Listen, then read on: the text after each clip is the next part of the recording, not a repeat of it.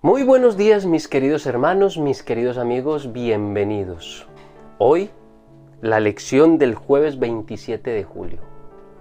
Ya estamos terminando la semana, ya viene el sábado, ya huele a sábado para compartir con nuestros hermanos y para tener una íntima, estrecha relación con el Señor, aparte de todos los quehaceres y de las cosas que nos perturban de nuestro diario vivir y de los quehaceres de la semana. Un día especial únicamente para Él, para adorarle, para servirle, para honrarle y glorificarle, para recordar que Él es nuestro Creador, nuestro Señor y nuestro Redentor. Pero bueno, todavía es jueves. Y como es jueves, hoy jueves 27 de julio, la lección de escuela sabática se titula La Iglesia, un templo santo. Y antes de comenzar, vamos a tener una oración. Amante y misericordioso Padre Celestial, te damos muchas gracias, Señor, porque nos regalas otro día más, otro nuevo día en el que nos levantamos para hacer nuestras labores de cada día, pero que lo hacemos siempre teniendo como primera medida, como primer deber, como primer deseo, como lo primero en nuestro existir, establecer una comunión contigo, estudiando tu palabra y elevando nuestras oraciones. Por tanto, pedimos la presencia del Espíritu Santo para que nos guíe en nuestro estudio y para que sea Él el que nos capacita para vivir lo que aprendemos. En el nombre de Cristo Jesús, amén. Muy bien, mis queridos hermanos, la iglesia, un templo santo. Efesios capítulo 2 y en los versículos 11 al 22 utiliza varias imágenes para señalar la unidad de Cristo. Utiliza, por ejemplo, la imagen del muro divisorio siendo derrumbado en la cruz de Cristo, siendo derribado por la obra de Cristo Jesús en la cruz del Calvario. Utiliza la figura de los que están lejos y los que están cerca. Utiliza la figura de los mandamientos expresados en forma de ordenanzas que hacía que los dos pueblos estuvieran separados. Y finalmente, la última figura que el apóstol Pablo utiliza para hablar de la unidad de la iglesia en este pasaje es la iglesia como un templo.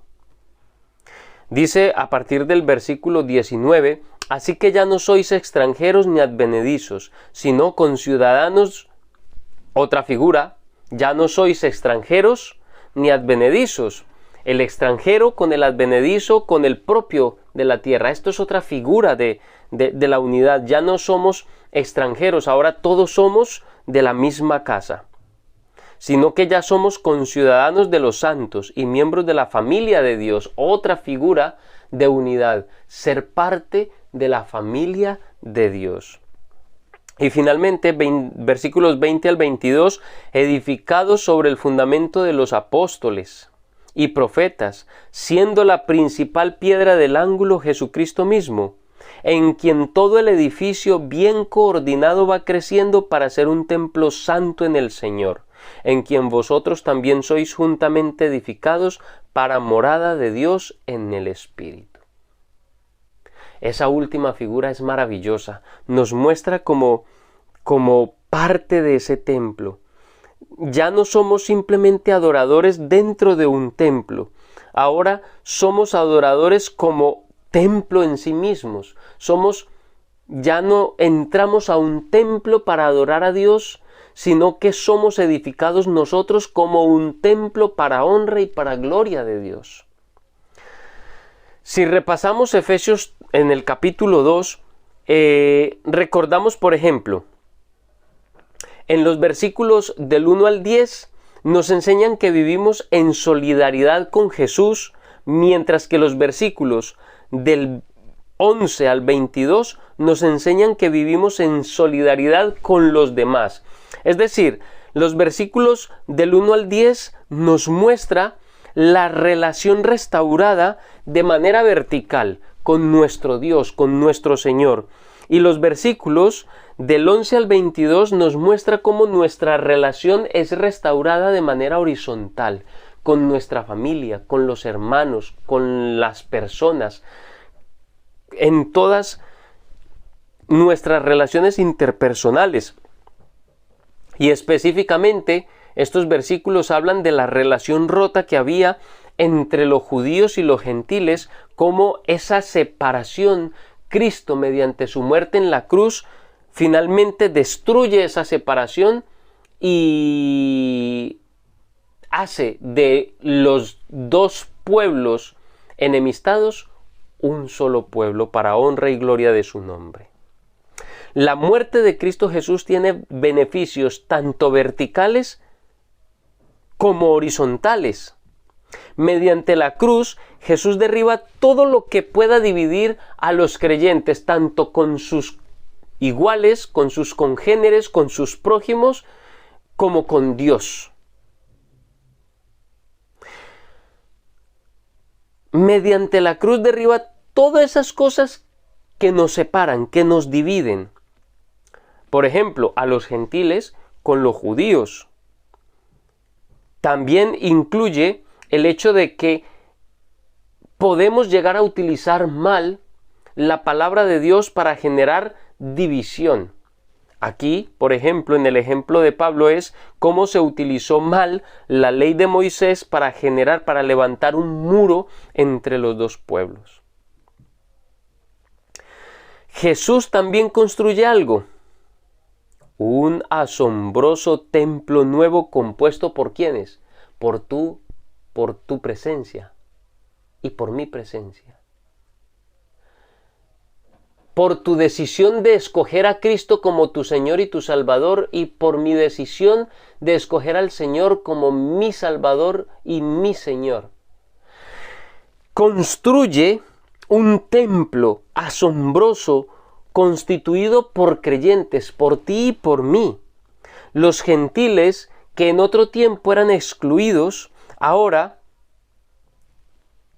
son aceptados como un solo pueblo con los judíos, como un mismo templo. Ahora los gentiles que eran excluidos en la adoración a Dios, porque se tenían que quedar atrás de ese muro que se había levantado, que por cierto no tenía nada que ver con la palabra de Dios. Ese fue un uso erróneo que se hizo de las bendiciones que Dios había dado a ese pueblo.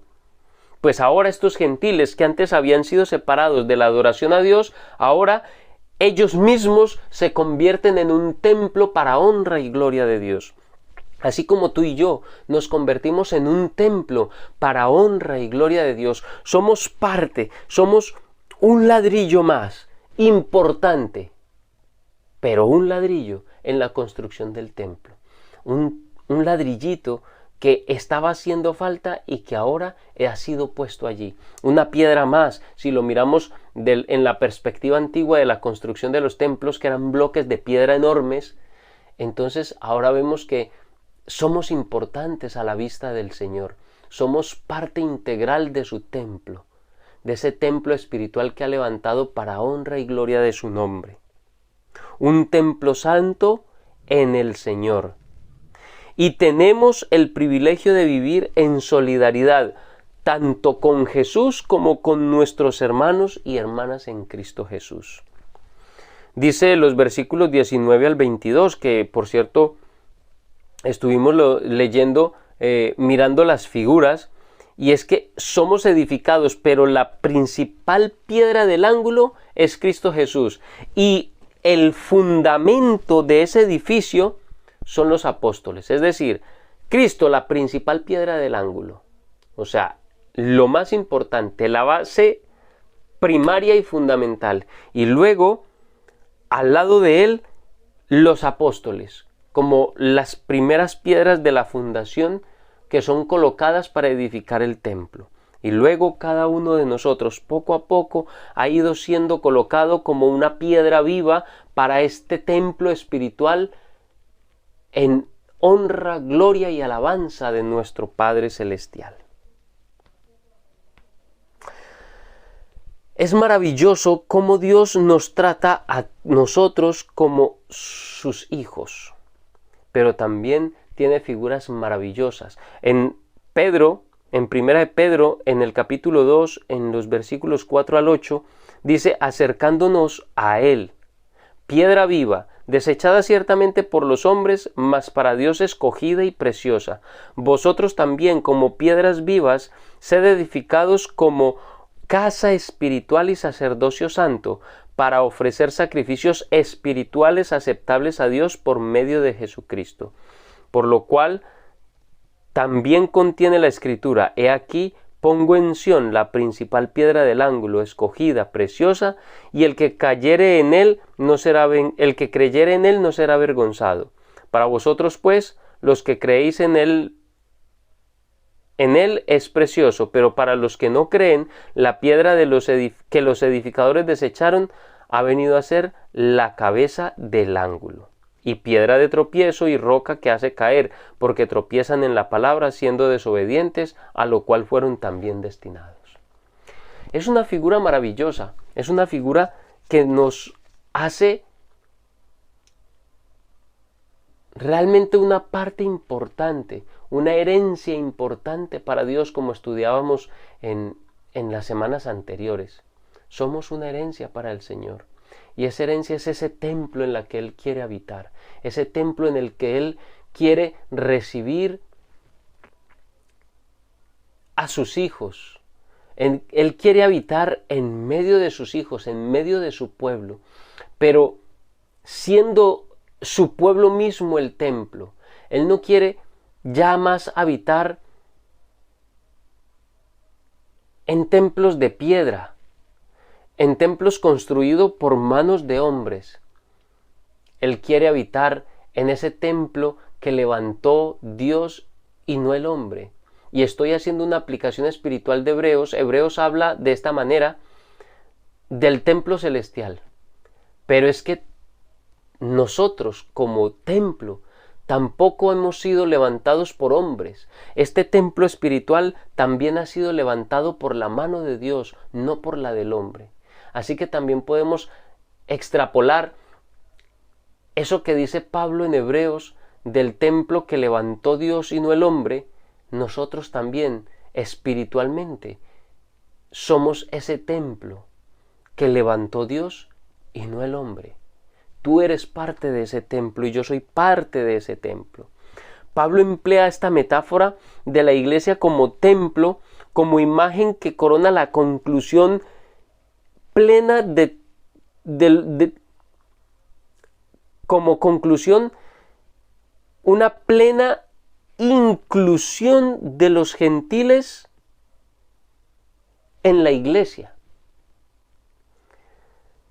Antes ellos tenían prohibido adorar en el atrio de Israel, en el templo. Ahora no solo tienen acceso, sino que ellos mismos se convierten en los materiales de construcción de ese templo para la morada de Dios.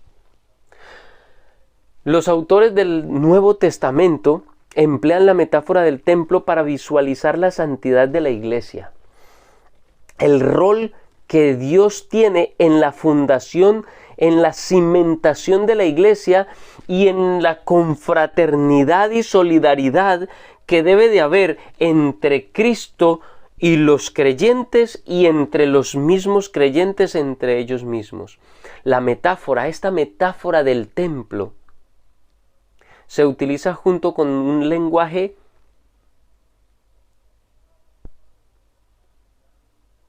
muy particular, porque es un lenguaje en el que los elementos de construcción están vivos.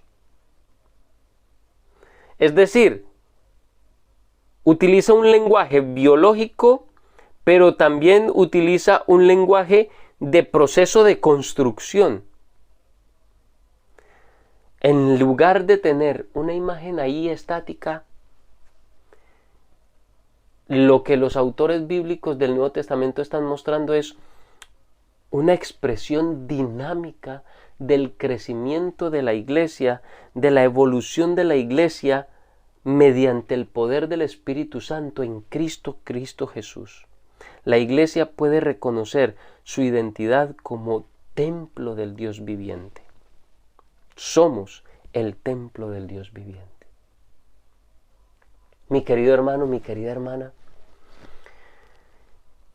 ¿te sientes parte de la iglesia? ¿Te sientes parte de ese templo? Yo espero que sí. Pero mi querido hermano, mi querida hermana, eso también conlleva una responsabilidad, porque dice que es un templo santo, lo que significa que cada una de estas piedras vivas solo reconocen un constructor, y ese constructor es Cristo Jesús. Estas piedras vivas solo reconocen a un maestro, a un arquitecto, y este arquitecto es Cristo Jesús. Estas piedras vivas solo obedecen a un Señor, solo obedecen a Cristo Jesús mediante su palabra. Yo te quiero invitar en este día maravilloso que Dios nos regala para que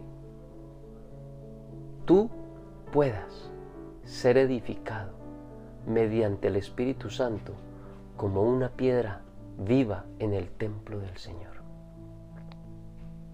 Que puedas tener una experiencia religiosa y una experiencia espiritual, vital, con Cristo Jesús mediante el poder del Espíritu Santo, y que sientas la responsabilidad, pero al mismo tiempo el amor para poder ser parte de ese templo maravilloso que Dios está construyendo y donde tú eres un elemento de construcción, una piedra colocada en este templo. Te invito para que lo hagas, para que a partir de este momento y de este día tú puedas experimentarlo, realmente vivirlo. Pon tus comentarios, añade a todo lo que estamos estudiando, enriquece nuestro estudio.